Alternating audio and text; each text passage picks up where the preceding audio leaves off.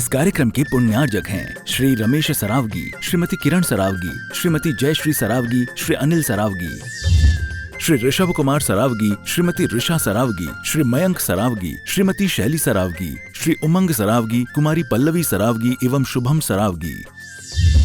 सरावगी उद्योग फाउंडेशन। 1008 श्री आदिनाथ भगवान की, वर्तमान शासन नायक महावीर भगवान की, संत शिरोमणि आचार्य गुरुवर श्री विद्यासागर जी महाराज की, परम पूज्य आचार्य श्री समय सागर जी महाराज की, भावना योग प्रणेता गुणायतन प्रणेता पूज्य मुनि श्री प्रमाण सागर जी महाराज की, पूज्य मुनि श्री संधान सागर जी महाराज की, मुनि संघ की। हम सभी आज भोपाल के उपनगर अवधपुरी में विद्यासागर शोध संस्थान में विराजमान है।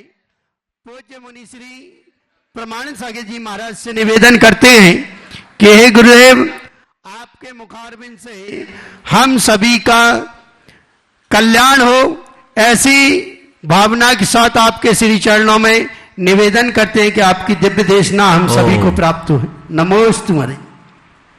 सभी लोग अपने दोनों हाथ जोड़ ले, बाद में अपने दोनों हाथ जोड़ ले और मेरे साथ महामंत्र के स्मरण के लिए अपना मानस त्याग करें।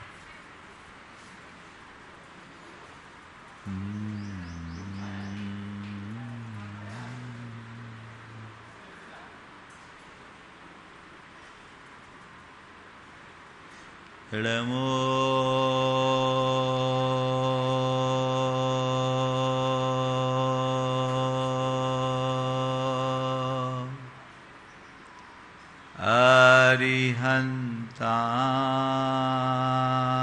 अरिहन्ताणं, नमो अरिहन्ताणं, नमो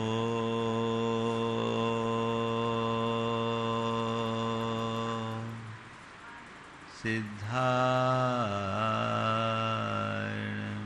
नमो सिद्धाणं, नमो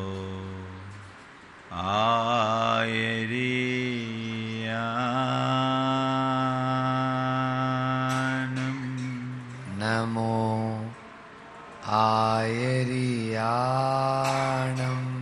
नमो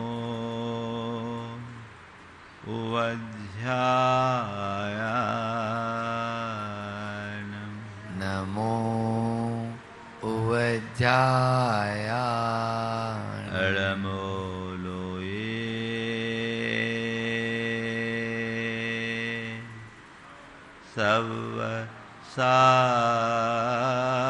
सवसाहुनं, नमो लोये सवसाहुनं, एसो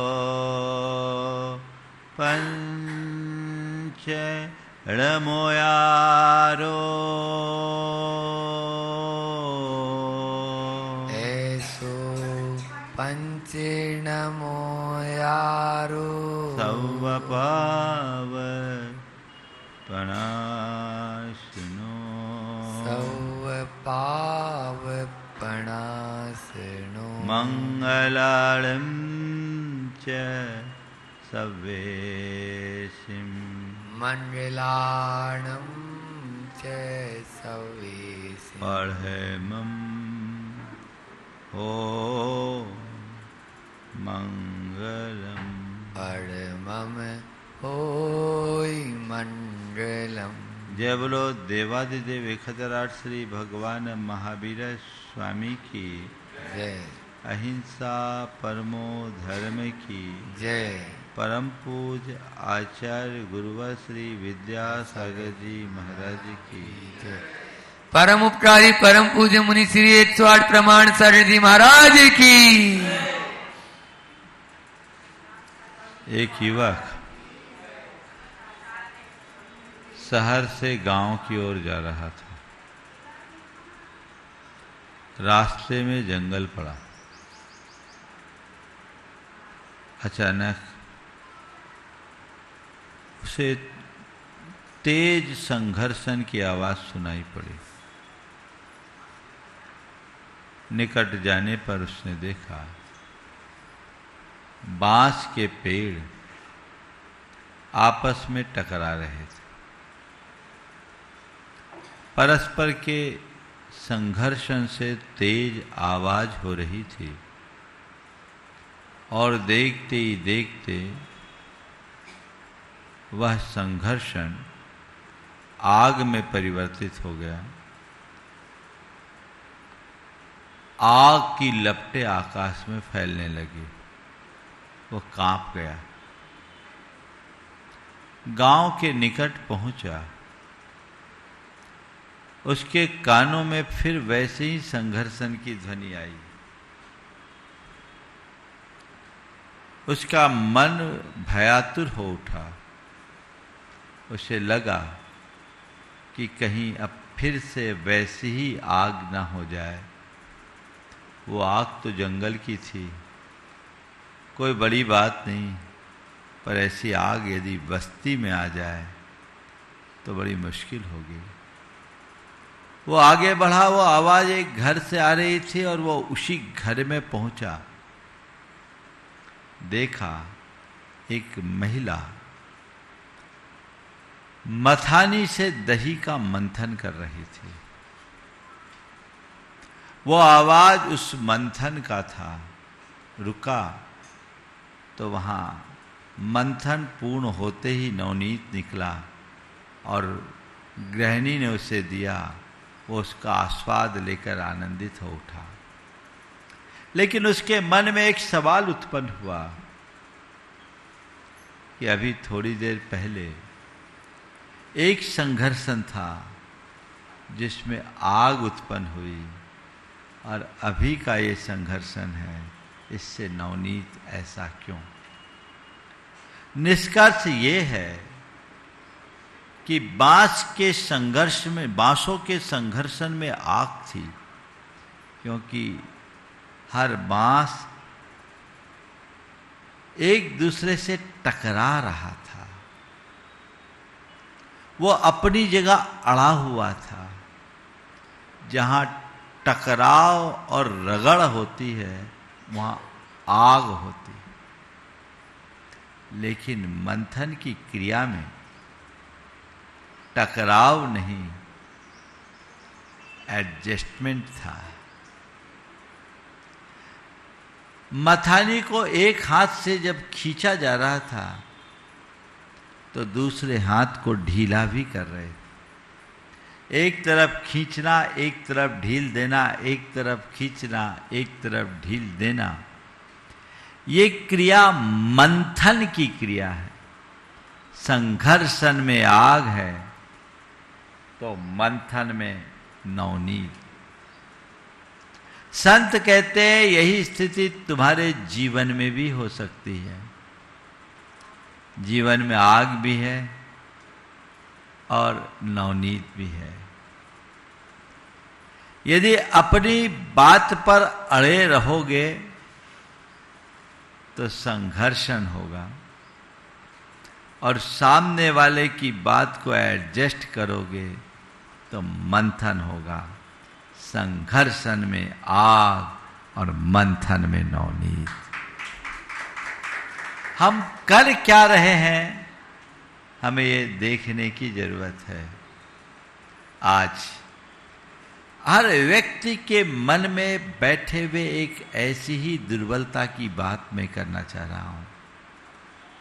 वह है आग्रह।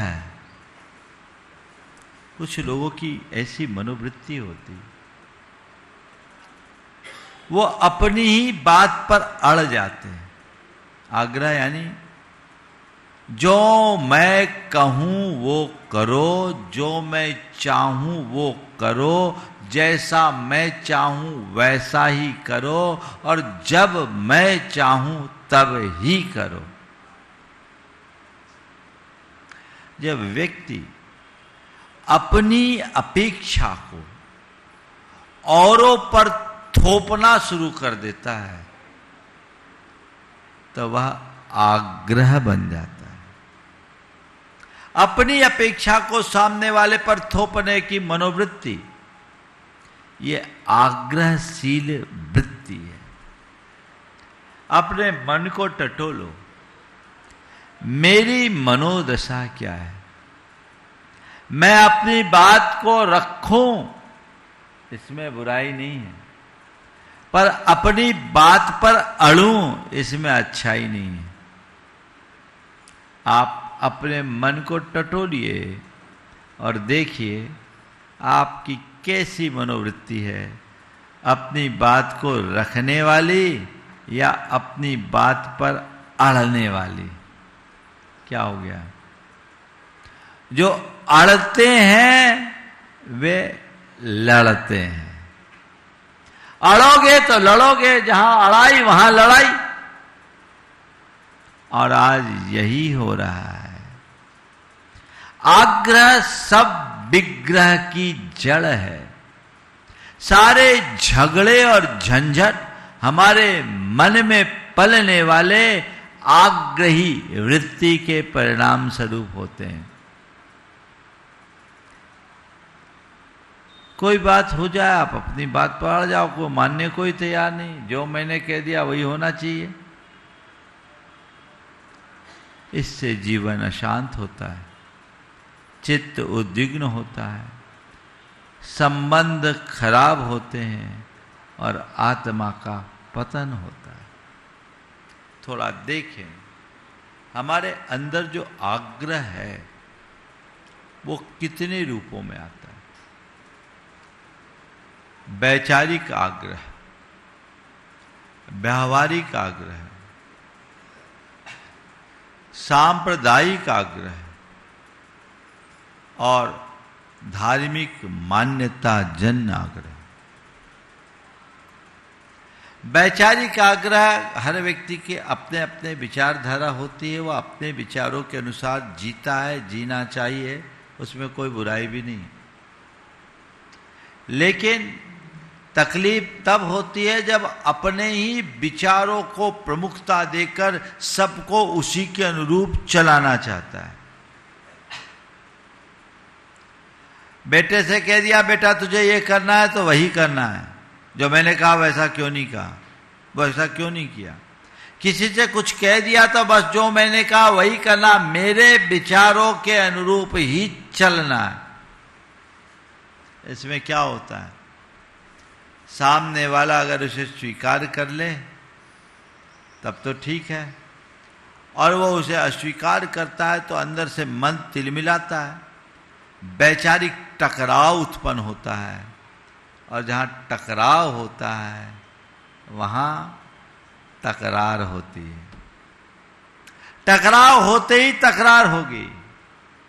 संत कहते हैं अपनी मनोवृत्ति को आग्रहशील बनाने की अपेक्षा समन्वयात्मक बनाने की कोशिश करो। दो शब्द हैं, एक है अडामेंट और एक है एडजस्टमेंट, है ना। अडामेंट और एडजस्टमेंट में क्या अंतर है? अपनी बात पर अड़े रहना अडामेंट है, और अपनी बात को समय काल परिस्थिति के अनुरूप ढालना, सामने वाले की बात को समझकर स्वीकार कर तदनुरूप ढलना और ढालना, यह है एडजस्टमेंट। समझ गए? कुछ लोग इसमें भी 4 स्टेज होते हैं। कुछ लोग आग्रही होते हैं, कुछ लोगों का कोई आग्रह नहीं, अनाग्रही। कुछ लोग होते हैं जो एकदम हटाग्रही होते हैं, और एक परिणति है दुराग्रही। आग्रह, अनाग्रह, हटाग्रह और दुराग्रह, ये 4 स्टेज है। अपनी बात रखना आग्रह है, इसमें कोई बुराई नहीं, अपनी बात रखो, ये बुरी बात नहीं है। अगर अपनी बात नहीं रखोगे तो कभी आप अपने लक्ष्य और मकसद को पूरा भी नहीं कर पाओगे। हर व्यक्ति को कोई भी कार्य करना चाहिए तो सुविचारित तरीके से करना चाहिए और उसे विनम्रता से प्रस्तुत भी करना चाहिए। तो जो मेरी मान्यता है, जो मेरी धारणा है, जो मेरे विचार हैं और जो मेरा निर्णय है, मैं उसे प्रस्तुत करूं, इसमें कतई बुराई नहीं है, ये आग्रह है। लेकिन जो मेरे विचार हैं वही विचार सामने वाले का भी हो, जो मेरा निर्णय है सामने वाला उसे ही पाले, जो मैं कहूं सामने वाला केवल वही करे, मेरा निर्णय अंतिम निर्णय हो। मैं जब अपने विचारों को औरों पर थोपना शुरू करता हूं तो हठाग्रह होता है, जिसे दूसरे शब्दों में कहें जिद। अपनी बात सामने वाले से मनवाने के लिए आमादा हो जाना हठाग्रह है। और दुराग्रह इससे और भयानक रूप है, जिसमें केवल अपनी ही बात पर बल दिया जाता है, औरों की बात, सामने वाले की बात को बिल्कुल सुनने के लिए राजी नहीं, बस कह दिया ना। अब तो यही होगा, जानते हुए समझते हुए कि मेरा विचार गलत हो सकता है, मेरा निर्णय भी बुरा हो सकता है, इसका अंजाम भी बुरा हो सकता है, इसका परिणाम भी गलत हो सकता है, उसके उपरांत भी उसमें कोई कॉम्प्रोमाइज नहीं। ये क्या है? दुराग्रह है। महाभारत हुआ किसके कारण हुआ? हाँ, हमारे सामने दो थे, कौरव भी और पांडव भी। पांडवों में क्या था? कोई विशेष आग्रह नहीं था। उन्होंने अपने आप को 5 गांव के भीतर संतुष्ट कर लिया, है ना? लेकिन दुर्योधन मानने को तैयार नहीं, वो दुराग्रही था। जब ये संदेश लेकर श्री कृष्ण पहुंचे कि दुर्योधन मैं युद्ध नहीं चाहता, युद्ध की विभीषिका को थोड़ा समझने की कोशिश करो, इस युद्ध में अपने ही लोगों का कितना खून बहेगा, कितनी माताएं अपने संतानों को खोएगी और कितनी अबलाएं अपने सौभाग्य के सिंदूर को मिटाएगी, कितने बच्चे अनाथ हो जाएंगे, ये धरा रक्त रंजित होगी, कैसा हाहाकार मचेगा। मैं नहीं चाहता कि इस तरह का कोई युद्ध हो जो अपने ही कुल का भी घातक हो। इसलिए दुर्योधन, मैं एक प्रस्ताव लेकर आया हूं, पांडवों को मैं मला लूंगा, तुम पूरा हस्तिनापुर का साम्राज्य संभाल लो, उन्हें केवल 5 गांव भर दे दो। क्या? केवल 5 गांव दे दो, मैं पांडवों को मना लूंगा। तो दुराग्रही दुर्योधन ने क्या कहा? अरे नटवर लाल, तुम ग्वाले, राज्य की बातें क्या जानो? राज्य भी क्या कोई मांग कर ली जाती है और मांगने पर दिया जाता है? उनसे कहो जो कुछ भी करना है वो युद्ध के माध्यम से ही मिलेगा, ऐसे नहीं। उनके पास ताकत है तो युद्ध के मैदान में आओ। सुच्चाग्रमपि न दास्यामि बिना युद्धे न केशव। तो गांव की बात कर तो मैं तो सुई के नोक के बराबर जगह भी नहीं दूंगा।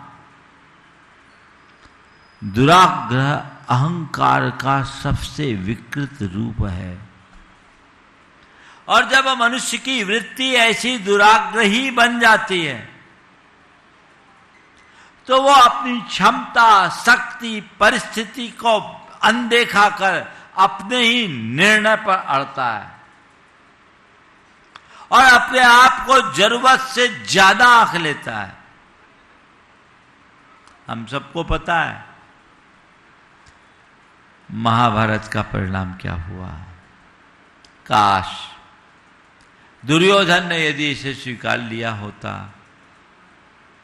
तो आज दुर्योधन का नाम एक कलंकित व्यक्ति की श्रेणी में नहीं होता। होता क्या? ये तो द्वापर युग की बात हुई। रावण के साथ भी ऐसा ही हुआ। रावण को सबने समझाया पर रावण मानने को राजी नहीं रहा। था क्या राजी? नहीं नहीं, मैं सीता को वापस तो लौटा दूंगा पर युद्ध के बाद।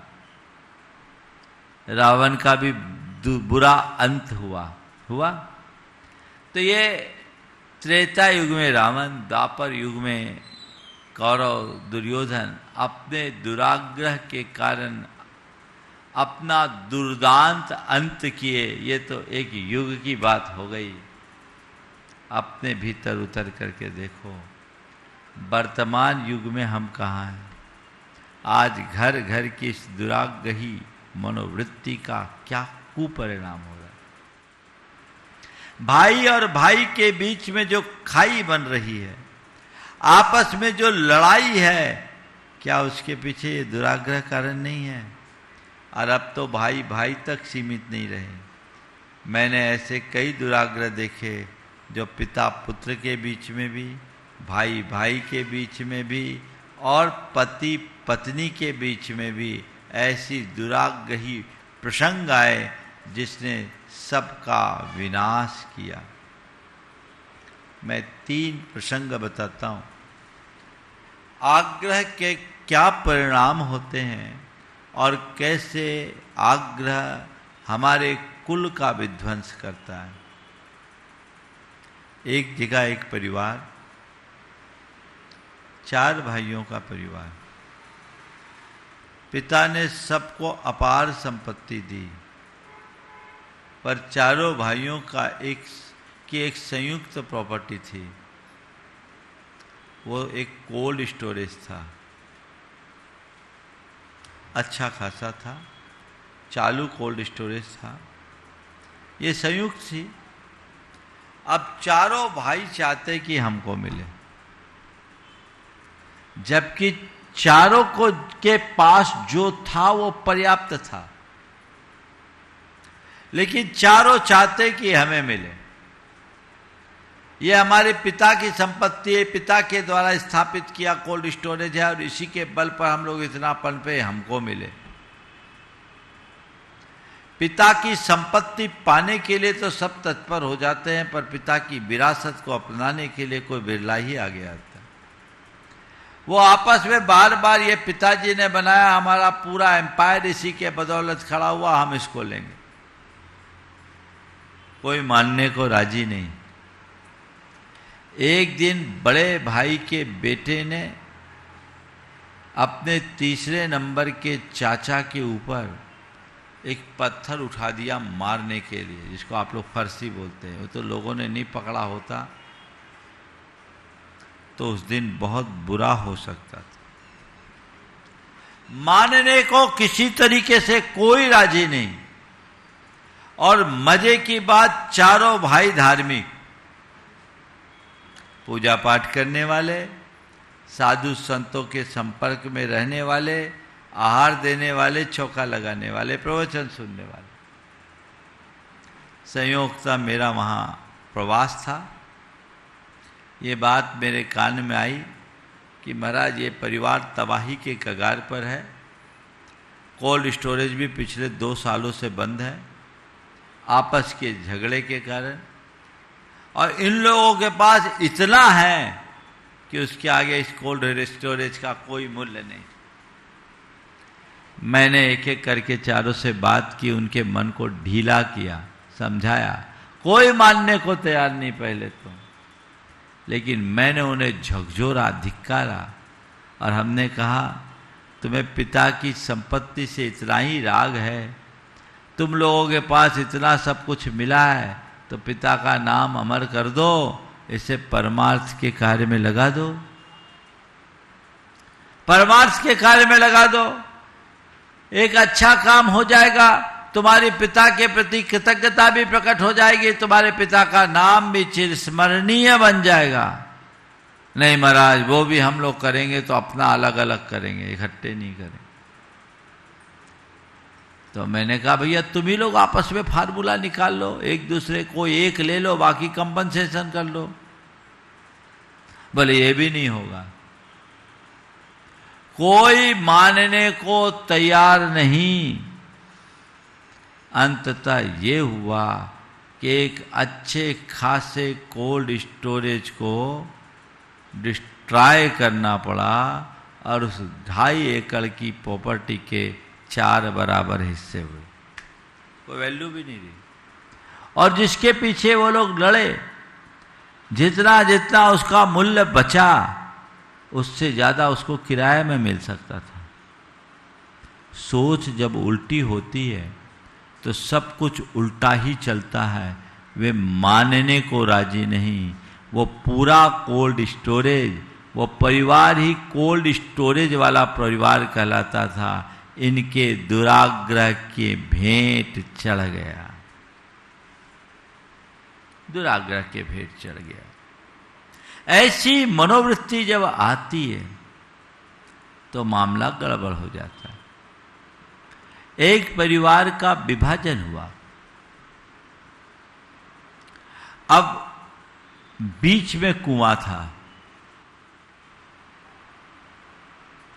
अब कुआं बीच में था, अब दोनों कहते ये कुआं हम लेंगे, एक कहता कुआं हम लेंगे।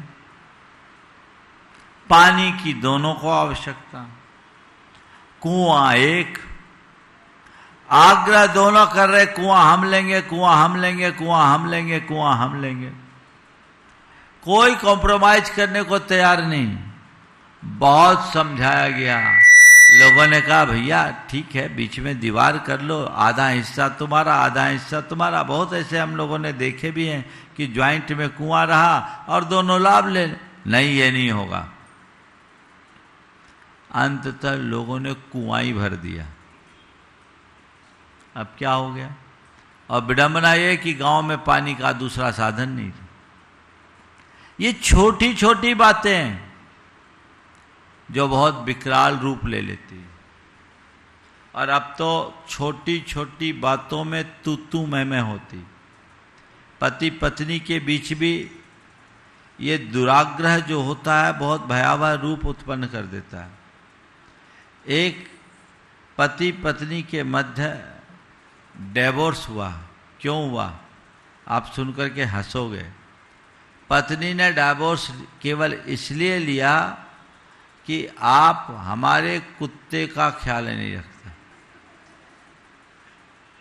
आप हमारे कुत्ते का ख्याल नहीं रखते। अब बताओ, वो पति है, कुत्ते का ख्याल नहीं रखने की वजह से डिवोर्स की बात कर रहे हैं।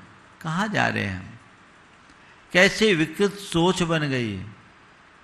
थोड़ी बातों में तू मैं, तुम ऐसा करो, तुम ऐसा करो, तुम ऐसा करो, तुम ऐसा करो, हमने जो कह दिया वो करो और हमने जो कह दिया वो करो। और इन कहनों में कई बार तो सूत न कपास जुलाओं में लठम लठा वाली बात आ जाती है। बिना वजह की बातों में लोग उलझ पड़ते हैं। वो कहानी आप सबको याद है कि जो बेटा पैदा नहीं हुआ उसके विमर्श में पति पत्नी अदालत पहुंच गए, है ना? कहानी में नहीं सुना रहा हूं अभी। लेकिन ये जो मानसिकता है वो हमें अंदर से कमजोर करती है। ऐसी दुराग्रहपूर्ण वृत्ति से बचना चाहिए, हठाग्रह भी नहीं होना चाहिए। आप अपनी बात को रखिए, सामने वाले को कन्विंस करने की कोशिश कीजिए। अगर वो कन्विंस होता है तो अपने तर्कों से उसे समझाने का पूर्ण प्रयास करिए, लेकिन तभी जब वो समझना चाहे। पहली बात तो ये ध्यान रखना, उसको ही समझाइए जो समझना चाहता है। अगर सामने वाला समझने को राजी नहीं है, अपने मन को समझा लीजिए। हठाग्रही व्यक्ति में एक कमजोरी होती है, वो पीछे पड़ जाता है। अब नहीं, मैं तो समझा के रहूंगा, मैं तो उसको मनवा के रहूंगा। कैसे नहीं, उसको मानना पड़ेगा। होता है, चाहे वो एक पिता हो, चाहे वो एक माँ हो, चाहे वो एक पति हो, चाहे वो एक पत्नी हो, चाहे एक भाई हो, चाहे वह बहन हो। लोग आग्रही बनते हैं, इसके पीछे व्यक्ति के मन में कई कारण होते हैं। उसमें उनका अहंकार भी होता है, उनका स्वार्थ भी होता है, उनका प्रेम भी होता है, और उनके मन में कोई भय भी होता है। यह आग्रह उत्पन्न करता है। अहंकार, स्वार्थ, प्रेम और भय ये अहंकार के जन्मदाता है। इनके कारण होता है अहंकार। अरे मैं बड़ा घर का मालिक, मेरी नहीं सुनेगा तो किसकी सुनेगा? उसको सुनना ही पड़ेगा, मैंने जो कह दिया वही होगा। और कई बार तो आप लोग कहते हैं अब तो प्रतिष्ठा का सवाल है ना, अब तो प्रतिष्ठा का सवाल है, और शुद्ध भाषा में कहे अब तो नाक का सवाल। अब तो बात नाक पर आ गई है ना। तो ये जब नाक की बात आती है तो लोग कई बार अपनी नाक की बात के चक्कर में नाक कटवा भी लेते हैं, उल्टे सीधे कर्म करके जग हंसाई के पात्र बन जाते हैं, रिजल्ट शून्य निकलता। हमने अहंकार रखा, आग्रह किए, आग्रह में अंत बुरा ही होता है। कभी कभी कोई व्यक्ति अपना स्वार्थ देखता है, अपना व्यक्तिगत लाभ देखता है, तो वो चाहता बस अब यही होना चाहिए, अब यही होना चाहिए, अब यही होना चाहिए। तो वो उस अपनी लाइन को बदलना नहीं चाहता, मामला वहां गड़बड़ हो जाता है। स्वार्थ आग्रह को उत्पन्न करता है। फिर किसी के प्रति मन में जब प्रेम होता है ना, अरे नहीं ये तो हम तुम्हें इतना चाहते हैं, तुम्हें तो ये करना पड़ेगा, मेरे खातिर कहना करना पड़ेगा, मैंने कह दिया ना तो मेरी बात नहीं मानोगे, तो मेरी बात नहीं मानोगी, यही होता है ना। तो क्या करता है? प्रेम भी आग्रह उत्पन्न करता है, वह अपेक्षाएं जन्म लेने लगती है। प्रेम से अपेक्षा उत्पन्न होती है और अपेक्षा मनुष्य को आग्रही बना देता है। यह आग्रह तब तो चल जाता है जब सामने वाले में भी बराबरी का प्रेम हो।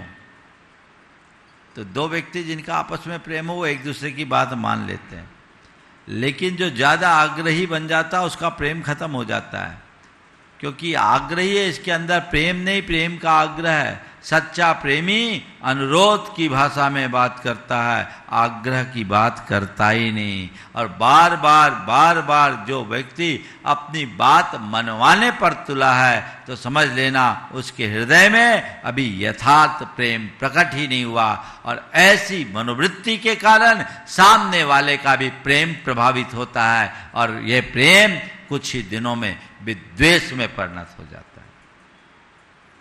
अच्छा है, सद्भावना रखो, अनुरोध की भाषा में बात करो, लेकिन आपस में लड़ाई की बात नहीं होनी चाहिए। आग्रह एक सीमा से अधिक नहीं होना चाहिए। ठीक है, सामने वाले की भावनाओं की कद्र करो। आग्रह केवल अपनी बात को मनवाने की बात करता है, लेकिन प्रेम सामने वाले की भावनाओं का सम्मान सिखाता है।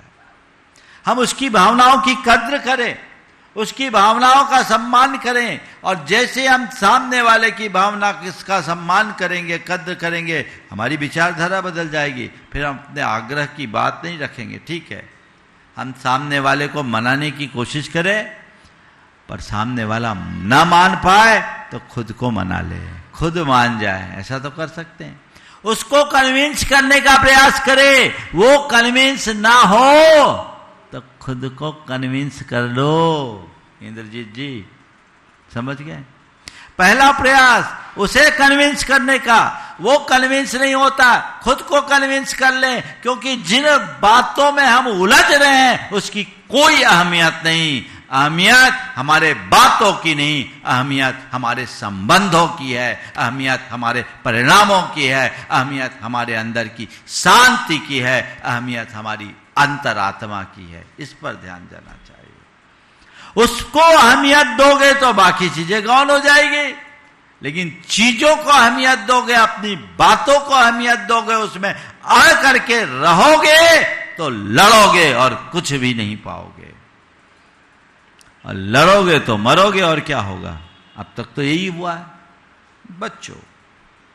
तो ये एक जो मनोभाव है, चाहे वो स्वार्थ का हो, अहंकार जन हो, चाहे स्वार्थ जन हो या प्रेम जन हो। और कई बार भय, अरे नहीं ऐसा नहीं करेंगे तो ऐसा हो जाएगा, ऐसा नहीं करेंगे तो ऐसा हो जाएगा, इसलिए ऐसा ही करना, ये डर का आग्रह होता है। जो हमने कह दिया वही करना, ये जो आग्रही वृत्ति होती है वो मनुष्य को बुरी तरह उलझा देती है और उसके कारण उसकी पूरी दिशा ही पलट जाती। नहीं, हमें अनाग्रही बनना चाहिए। ठीक है, चीजों को हम ठीक दृष्टि से उन्मुक्त भाव से समझने की कोशिश करें और माने, मनाए, मनवाए, न तो खुद मान जाए। इतनी बात तो है।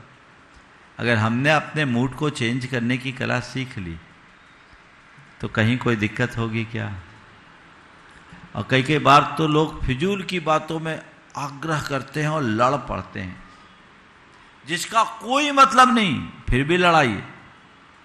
ट्रेन में दो व्यक्ति आपस में लड़ गए, एक बार बार खिड़की बंद करे, कहे मुझे ठंड लग रही है, दूसरा कहे मुझे घुटन हो रही, खिड़की खोलो।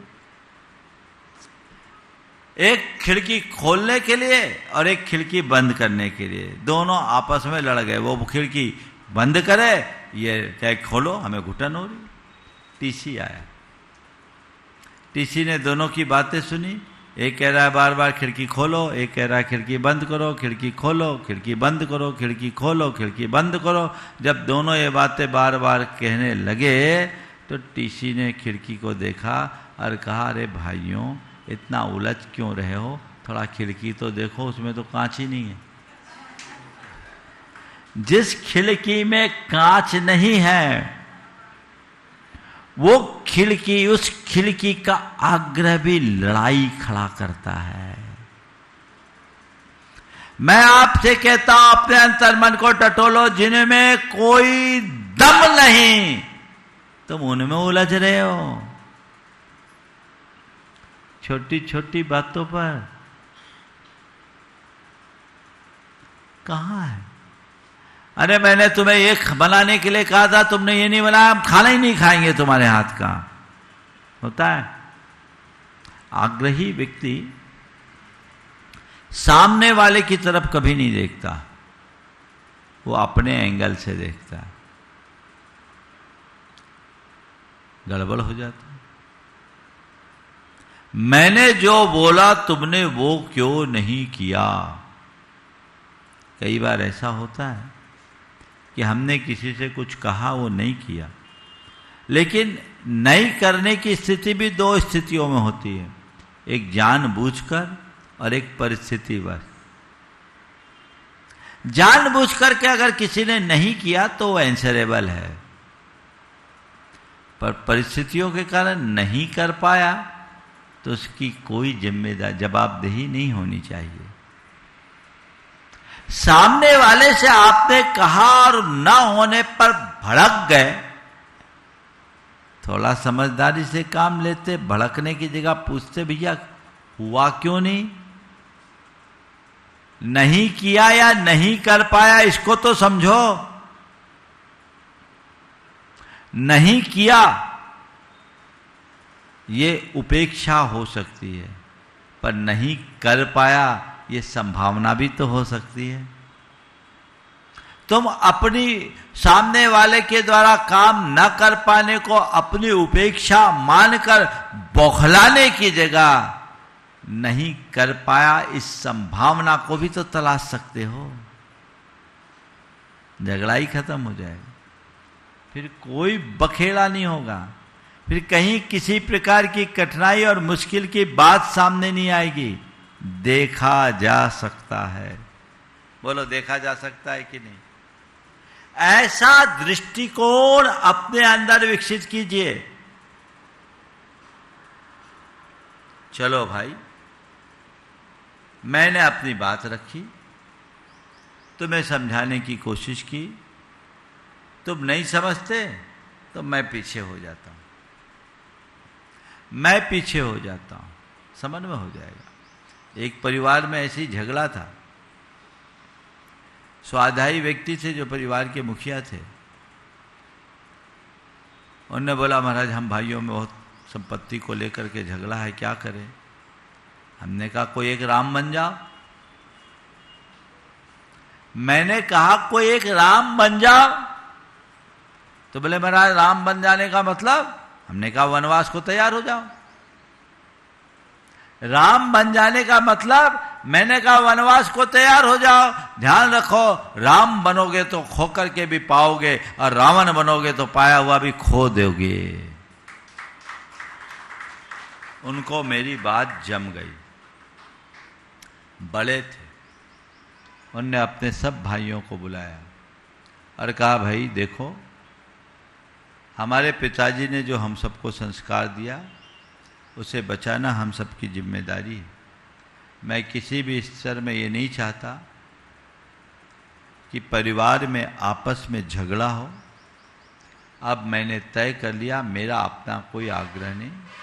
मैं तुम लोगों से कहता हूँ कि तुम लोग उस जो भी करना है कर लो, और सबसे छोटा हिस्सा मुझे दे देना। सबसे छोटा हिस्सा मुझे दे देना, मैं उसमें संतोष कर लूँगा। मेरा एक बेटा है, जो तुम दोगे उतने में काम हो जाएगा, और तुम लोग ना चाहो तो वो भी रख लो। मेरा बेटा पढ़ा लिखा है, चार्टर्ड अकाउंटेंट है, कुछ करके अपना जीवन तो आगे बढ़ा ही लेगा। ऐसा बड़ा के कहते ही छोटों का हृदय बदल गया। बोला भैया ऐसा नहीं होगा, ऐसा नहीं होगा, आप बड़े हो, आपका हक बनता है, हम आपका हक नहीं छीन सकते, आप लो, और हम तो चाहते हैं आप ही हिस्सा कर दो। वो कह रहे आप लोग हिस्सा करो, ये कह रहे आप हिस्सा करो। कल तक जो ये धारणा थी कि बड़ा है मुझे ज्यादा मिलना चाहिए क्योंकि मैंने ज्यादा काम किया है। तुम लोग तो पढ़ते थे जब पिताजी गए, मैंने इस साम्राज्य को खड़ा किया। मैं 20 साल से व्यापार को देख रहा हूं, तुम लोग कोई 5 साल, कोई 7 साल, कोई 10 साल आए हो, हम तो 20 साल से काम कर रहे हैं। मेरा हिस्सा ज्यादा मिलना चाहिए, ये आग्रह जब तक था तब तक सामने वाले का ये उत्तर था कि हम जब चारों एक ही बाप के बराबरी के बेटे हैं तो चारों का हिस्सा बराबर होना चाहिए। आपस में लड़ाई थी, और जैसी भाषा बदली लड़ाई मिट गई, प्रेम प्रकट हो गया। भैया आप बड़े हो, आपने हम सबको खड़ा किया, आप तय कर लो, आप जो चाहोगे वो आपका होगा। बड़े भाई को समझ में आ गई। मैंने संबोध कर उसकी कसाई को मंद कर दिया था, और मैं उसने 4 हिस्से अलग अलग किए और चारों को रख दिया। बोला क्रम से सबसे छोटा पहली पर्ची उठाएगा, उसके बाद दूसरा, फिर तीसरा, आखिरी जो विकल्प बचेगा वो मेरा। सबको स्वीकार हो गया, और छोटे ने उठाया, फिर वो उठाया, और सबको खुशी, सबके चेहरे पर खुशी, क्योंकि संपत्ति का जो वर्गीकरण हुआ था उसमें सबकी सहमति थी और बड़े प्रेम से समझौता हो गया। अगर ऐसी सद्बुद्धि नहीं आई होती तो आज भी कोर्ट कचहरी में उलझ के रह गए होते। और सबसे मजे की बात, डिवीजन के बाद चारों ने बहुत तेजी से ग्रोथ की, चारों के बच्चों ने अपने काम को बढ़ाया, पुराने साम्राज्य से कई गुना साम्राज्य खड़ा कर लिया। आग्रह मनुष्य को नकारात्मकता की ओर ले जाती है, और समन्वयात्मक दृष्टिकोण व्यक्ति को सकारात्मकता की दिशा में ले जाता है। हम अपने आप को सकारात्मक बनाएं, आग्रही वृत्ति से बचें, अपनी बात रखें पर अपनी बात पर अड़ने से बचें। समझ गए महाराज? अगर ऐसे ही कोई कहा तो जिसने जो कहा वो बात मान ले। मैंने ये नहीं कहा कि आप सामने वाले की बात मान लो, उचित अनुचित बात मान लो, अपनी बात मनवाने पर मत तुलो। अनाग्रही बनने का ये अर्थ नहीं कि सबकी जैसी बोले मान लो, अच्छा बोले तो मान लो, बुरा माने तो मान लो। मैं ऐसा अनाग्रही नहीं बनाना चाहता। मैं चाहता हूं कि तुम अपनी बात रखो, अपनी बात में दिल रहो, लेकिन अपनी बात को ही मनवाने की गलती मत करो। सामने वाले की बात यदि अनुचित लग रही है तो विनम्रता से टाल सकते हैं। कोई जरूरी नहीं कि हम सामने वाले की बात मान ही लें, लेकिन अपनी बात थोपने से भी तो बचें। आपने वीणा को देखा, वीणा में 7 तार होते हैं, 7 तार अलग अलग होते हैं और सब तार अपनी अपनी जगह पे होते हैं, एक दूसरे से चिपके होते हैं क्या? 7 तार अलग अलग हैं, अपनी अपनी जगह में हैं, लेकिन जब उस पर उंगली चलाई जाती है तो उससे जो आवाज उत्पन्न होती है वो अलग अलग होती है कि इकट्ठी होती है? हाँ, इकट्ठी आती है, समवेत होता है, तब संगीत फूटता है। यदि 7 तार अगर अलग अलग राग आलापे तो संगीत होगा या सिरदर्द? ये 7 तार अलग अलग होकर के भी समवेत स्वर छोड़ते हैं। क्यों? क्योंकि अलग रहने पर भी इनका इंटरनल एडजस्टमेंट है। अपनी अलग एंटिटी रखने के बाद भी एडजस्टमेंट की मनोवृत्ति रखिए, जीवन संगीतमय बनेगा, जीवन में आनंद झरेगा, जीवन को एक नई दिशा और दृष्टि मिलेगी। हम सब आग्रह मुक्त जीवन जिए और अपने जीवन को आग्रह से मुक्त बनाएं। इसके लिए भावना योग मैं कराना चाहूँगा और भावना योग के बाद भैया जी आगामी कार्यक्रमों के विषय में आपको 2 मिनट में बात करेंगे। मैं पहले भावना योग की बात कर रहा हूँ, सभी लोग स्थिर हो जाएं। एक छोटा सा भावना योग अपनी आग्रही मनोवृत्ति से बचने के लिए। सहज शांत बैठ जाएं, आती जाती सांसों को ले और छोड़े।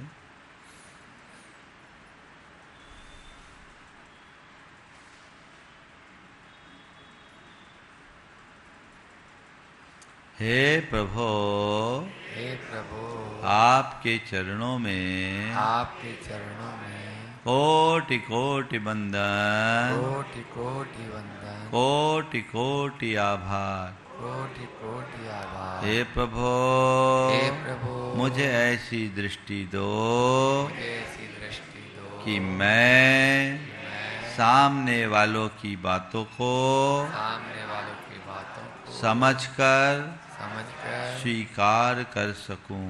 स्वीकार कर सकूं। हे प्रभु, हे प्रभु, मुझ में समझ और स्वीकारने की शक्ति उत्पन्न कर दो। शक्ति उत्पन्न कर दो। हे प्रभु, हे प्रभु, मुझ में स्वीकार भाव हो, स्वीकार भाव हो, मुझ में स्वीकार भाव हो, मुझ में स्वीकार भाव हो, मुझ में स्वीकार भाव हो, मुझ में स्वीकार भाव हो, मुझ में स्वीकार भाव हो। मुझ में स्वीकार भाव हो। मैं सबको समझ सकूं, सबको समझ सकूं। मैं सबको समझ सकूं, सबको समझ सकूं। मैं सबको समझ सकूं, समझ सकूं। मैं सबको समझ सकूं। सबको समझ सकूं। हे प्रभु, हे प्रभु, मुझ में ऐसी दृष्टि जगा दो ऐसी दृष्टि जगा दो कि मैं मुक्ताग्रही बन सकूं। मुक्ताग्रही बन सकूं। हे प्रभु, हे प्रभु, मुझ में ऐसी दृष्टि जगा दो ऐसी दृष्टि जगा दो कि मैं मुक्ताग्रही बन सकूं। मुक्ताग्रही बन सकूं। हे प्रभु, हे प्रभु, बीते दिन में मैंने न जाने कितनी बार अपनी आग्रहशील मनोवृत्ति के कारण औरों के साथ दुर्व्यवहार किया, उन्हें कटु वचन कहे, अपनी बात मनवाने के लिए बाध्य किया, अपने विचारों को थोपने का कुप्रयास किया, व्यर्थ में आपसी विवाद किया, उसका मुझे घोर पश्चाताप है।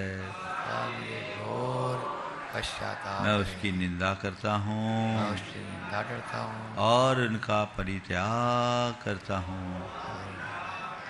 हे प्रभु मेरी आग्रहशील वृत्ति के कारण मेरी आग्रहशील वृत्ति के कारण जिस किसी का भी दिल दुखा हो जिस किसी का भी दिल दुखा हो कष्ट पहुँचा हो उन सभी से मैं हृदय से क्षमा चाहता हूँ। क्षमा चाहता हूँ अपनी ओर से उन्हें क्षमा करता हूँ। वे भी मुझे क्षमा करे वे भी मुझे क्षमा करे वे भी मुझे क्षमा करे। हे प्रभु मुझे आग्रह मुक्त रहना है मुझे आग्रह मुक्त रहना है मुझे आग्रह मुक्त रहना है मुझे आग्रह मुक्त रहना है मुझे आग्रह मुक्त रहना है मुझे आग्रह मुक्त रहना है मुझे आग्रह मुक्त रहना है मुझे आग्रह मुक्त रहना है मुझे सकारात्मक रहना है मुझे सकारात्मक रहना है मुझे सकारात्मक रहना है मुझे सकारात्मक रहना है मुझे सकारात्मक रहना है। मुझे सकारात्मक रहना है। हे प्रभु मैं आग्रह मुक्त हूँ आग्रह मुक्त हूँ मैं आग्रह मुक्त हूँ आग्रह मुक्त हूँ आग्रह मुक्तो हम आग्रह मुक्तो हम मुक्ताग्रहो हम मुक्ताग्रहो हम मुक्ताग्रहो हम मुक्ताग्रहो हम मुक्ताग्रहो हम मुक्ताग्रहो हम सहजो हम सहजो हम सहजो हम सहजो हम सहजो हम शांतो हम शांतो हम शांतो हम शांतो हम शांतो हम शांतो हम शांतो हम शांतो हम तो शांतो हम शांतो हम सो हम सो हम सो हम सो हम सो हम सो हम सो हम सो हम सो हम सो हम सो हम सो हम सो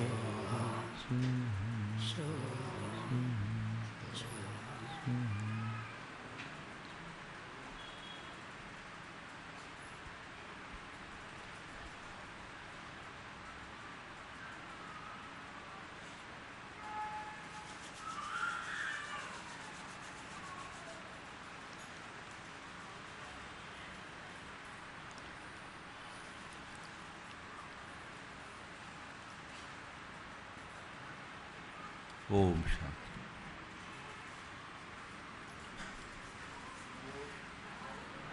बोले देवादेव चिंतन पार्श्वनाथ भगवान की, संत शिरोमणि गुरुवराचार्य श्री विद्यासागर जी महाराज की, आचार्य परमेष्टि समय सागर जी महाराज की, गुणायतन प्रेता मुनिवर श्री प्रमाण सागर जी महाराज की, मुनिवर श्री संधान सागर जी महाराज की। बंधु, हमारा आपका परम सौभाग्य है कि 1 जून से 6 जून तक परम पूज्य मुनिवर के सानिध्य में पंचकर्णक प्रतिष्ठा महामहोत्सव का आयोजन है और पंचकर्णक प्रतिष्ठा महामहोत्सव के महापात्रों का चयन 25 तारीख को इसी परिसर में परम पूज्य मुनिवर के सानिध्य में संपन्न होगा। जो भी इस अनुष्ठान में महापात्र के रूप में इस अनुष्ठान में सम्मिलित होने का सौभाग्य प्राप्त करना चाहते हैं, भोपाल के बाहर के सभी श्रावकों के लिए महापात्र और मूल नायक प्रतिमा और विधि नायक प्रतिमा विराजमान करने का सौभाग्य प्राप्त होगा। सौधर्म, ईशान, शरद कुमार, महेंद्र, महाविनायक, भरत, बाहुली, राजा श्रीरांश, राजा सोम, कुबेर आदि महापात्रों का चुनाव का कार्यक्रम 25 मई को यहाँ पर संपन्न होगा और 26 तारीख को परम पूज्य मुनिवर के सानिध्य में शांतिनाथ भगवान का जन्म तप और मोक्ष कल्याणक महामहोत्सव के पावन अवसर पर निर्माण महोत्सव के साथ साथ मुनिवर के मुखाग्रवंशी शांतिनाथ महामंडल विधान जो कि मूल संस्कृत में है उसका आयोजन किया गया है। आप सभी आमंत्रित हैं। आप इस अनुष्ठान में सम्मिलित हो रहे हैं उसकी सूचना हमारी कमेटी कार्यालय में सूचना प्रेषित कर सकें जिससे आपको व्यवस्थित द्रव्य सामग्री के साथ साथ भोजन व्यवस्था प्रदान की जा सके। आइए पुनः सभी की सूचना है। सामान्य ईंधनदानी के लिए भोपाल वालों के लिए व्यवस्था रखी गई। मात्र 3100 रुपये की राशि में सामान्य ईंधनदानी बन के इस अनुष्ठान में सम्मिलित होने का सौभाग्य प्राप्त कर सकते हैं। भोजन व्यवस्था, द्रव्य सामग्री, वस्त्र आभूषण ये सभी कमेटी के द्वारा प्रदान किए जाएंगे। आप स्वयं जुड़ने की प्रेरणा दें, आप स्वयं आवें और लोगों को आने की प्रेरणा दें। 1 जून से 6 जून तक ये पंचकर्म प्रतिष्ठा महामहोत्सव का आयोजन है। आइए इन्हें सभी सूचनाओं के साथ हम और आप परम पूज्य मुनिश्री की मंगलकारी मंगल पूजन प्रारंभ करेंगे। सभी तैयार हो जाएं। इस कार्यक्रम के पुण्यार्जक हैं श्री रमेश सरावगी, श्रीमती किरण सरावगी, श्रीमती जयश्री सरावगी, श्री अनिल सरावगी, श्री ऋषभ कुमार सरावगी, श्रीमती ऋषा सरावगी, श्री मयंक सरावगी, श्रीमती शैली सरावगी, श्री उमंग सरावगी, कुमारी पल्लवी सरावगी एवं शुभम सरावगी। सरावगी उद्योग फाउंडेशन।